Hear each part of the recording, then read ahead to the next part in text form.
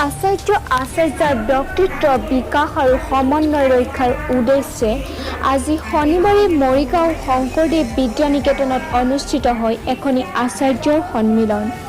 বিদ্যাভাৰতীৰ শিশু শিক্ষা সমিতি অসমৰ অন্তৰ্গত মৰিগাঁও সংকুলৰ 13খন শংকৰদেৱ শিশু আৰু বিদ্যা নিকেতনৰ আচাৰ্যসকলৰ এখনি সন্মিলন অনুষ্ঠিত হয়।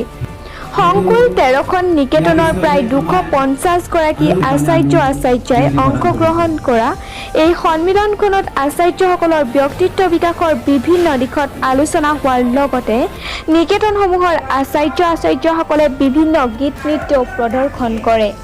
নিকেতন আছে আৰু এই 13খন নিকেতনৰ আচাৰ্যসকলক যি আমি তেওঁলোকৰ সমন্বয়ৰ স্থাপনৰ কাৰণে পতা যায়। তাৰপিছত তেওঁলোকৰ যি আচাৰ্য ব্যক্তিত্ব বিকাশ সেই সকলোবোৰ যাতে তেওঁলোকে ইয়াত বৌদ্ধ হিচাপে যি অতিথি নিমন্ত্ৰণ কৰা যায় তেওঁলোকৰ পৰা লৈ তেওঁলোকে নিজা নিজা নিকেতনত যাতে প্ৰয়োগ কৰিব পাৰে সেই উদ্দেশ্যেৰে এই আচাৰ্য সন্মিলনখনি পতা হয়।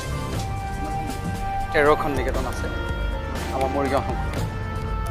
আমাৰ 13খন নিকেতনত মুঠ 300জন আচাৰ্য আছে, কিন্তু আজি উপস্থিত অলপ কম আছে, প্ৰায় 250 আছে। আজি সংস্কৃতিৰ তলত অধিষ্ঠিত হৈ আমি শিশুসকলক শিক্ষা প্ৰদান কৰিব লাগিব।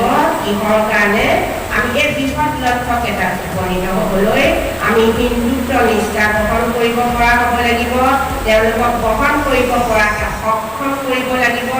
আমি জাতীয়তাবাদী জাতীয়ত্ব এখন যিটো এতিয়া আমাৰ অলপ আগতে জ্যোতিপ্ৰসাদৰ কথা কোৱা হৈছে, লক্ষ্মীনাথ বেজবৰুৱাৰ কথা কোৱা হৈছে।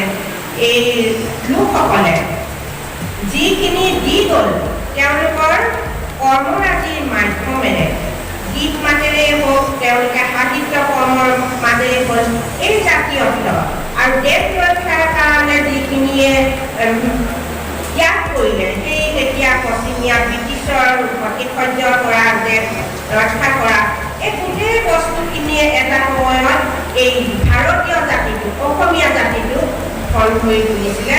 আৰু এই জাতি সত্তাটোক আমি ৰক্ষা কৰিব পৰাকৈ আমি শিশুজনক আমি সক্ষম কৰিছোঁ। মৰিগাঁৱৰ পৰা ভাস্কৰ জ্যোতি মেধিৰ ৰিপৰ্ট, দৈনিক